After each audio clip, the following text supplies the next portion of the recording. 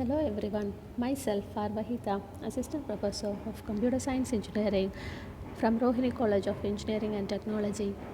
I am here to explain a few topics in the subject CS 8592 Object Oriented Analysis and Design.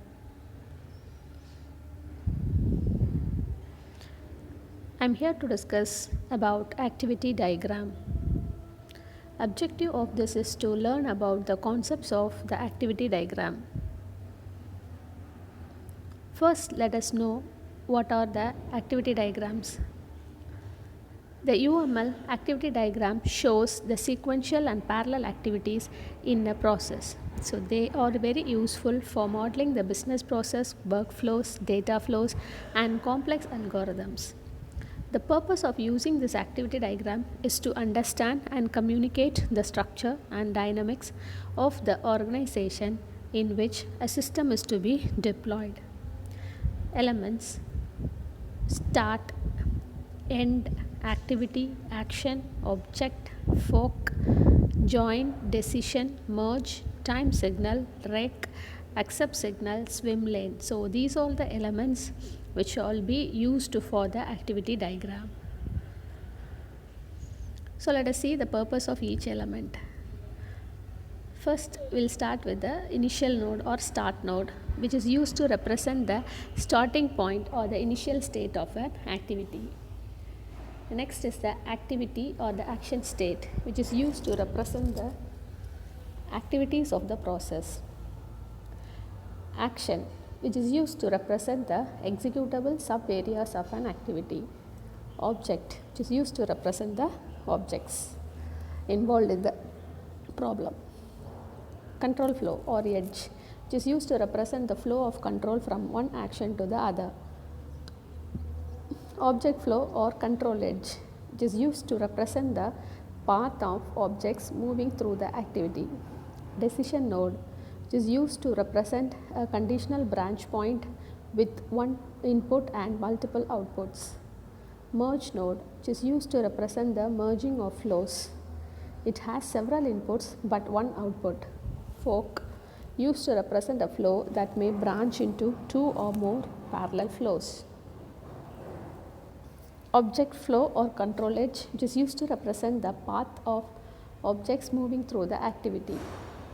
Then decision node, which is used to represent a conditional branch point with one input and multiple outputs where we are going to take a decision. Merge node, which is used to represent the merging of flows. It can have several inputs but one output. Several inputs from various activities will be merged into one output. Fork, which is used to represent a flow that may branch into two or more parallel flows. Merge is used to represent a flow that may branch into two or more parallel flows. Signal receipt is used to represent that the signal is received. Once the signal is received, we will give a signal receipt symbol. Rec further can be expanded into sub-activity diagram. That time we will be using this rec. Swim lane, which divides the diagram into vertical zones. Time signal, timing condition can be specified. So this is an example for the activity diagram of library management system. So it starts with the start state, that is the circle, which is filled circle, which is at the top, and end is the filled circle surrounded by a empty circle. So that is the end. Then these are the activities: inquiry about books, check availability of the book, validate number, member, check number of books. These everything comes under the activity, and the arrows are flow diagrams or edges. Now let us see when to use the activity diagrams. Activity diagram is suitable for modeling the activity flow of the system. An application can have multiple systems.